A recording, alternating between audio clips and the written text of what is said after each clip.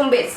કચ્છ જિલ્લામાં કુલ 2116 આંગણવાડી કેન્દ્ર આવેલી છે, જેમાં કુલ 1,03,950 જેટલા 1 થી 5 વર્ષના બાળકોને પૂરક પોષણ, પૂર્વ પ્રાથમિક શિક્ષણ વગેરે જેવી યોજનાઓનો ICDS અંતર્ગત લાભ આપવામાં આવી રહ્યો છે અને તેમની વજન ઊંચાઈની નિયમિતપણે માપણી કરવામાં આવે છે। બાળકોનું વજન અને ઊંચાઈના ડેટાની એન્ટ્રી ભારત સરકાર દ્વારા વિકસાવવામાં આવેલા પોષણ ટ્રેકર એપ્લિકેશનમાં વર્કર બહેનો દ્વારા કરવામાં આવે છે, જેના આધારે WHOના સ્ટાન્ડર્ડ મુજબ પોષણનું સ્તર નક્કી કરવામાં આવે છે।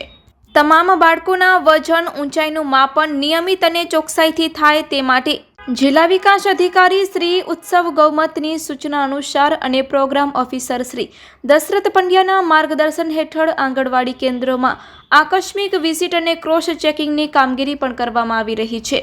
પ્રોગ્રામ ઓફિસરની કચેરી દ્વારા વિશેષ ડ્રાઈવ ચલાવીને પોષણ ટ્રેકર એપ્લિકેશનમાં એન્ટ્રી અને વાસ્તવિકતા આંકડાની સ્થળ તપાસ કરવામાં આવી હતી, જેમાં કુલ 2264 બાળકોના વજન ઊંચાઈનું ક્રોસ ચેકિંગ કરવામાં આવ્યું હતું, જે પૈકી અમુક બાળકોના વજનમાં અને ઊંચાઈના ડેટામાં તફાવત જોવા મળ્યો હતો। જે બાદ પ્રોગ્રામ ઓફિસર દ્વારા તમામ આંગણવાડી કાર્યકર અને તેડાગર બહેનોને આ એન્ટ્રી ચોકસાઈથી કરવા અંગે તાકીદ કરીને બાળકોને પોષણ મળે તે અભિગમને કેન્દ્રમાં રાખીને કામગીરી કરવા સૂચના આપવામાં આવી હતી। વધુમાં સરકારશ્રીની સૂચના અનુસાર અતિકુપોષિત બાળકોનું નિયમિતપણે હેલ્થ સ્ક્રીનિંગ કરીને કોઈપણ બાળકમાં તબીબી ખામી જણાય તો ચાઇલ્ડ માલન્યુટ્રિશન્સ ટ્રીટમેન્ટ સેન્ટરમાં રિફર કરવા પ્રોગ્રામ ઓફિસર શ્રી દશરથ પંડ્યા દ્વારા સૂચના આપવામાં આવી હતી।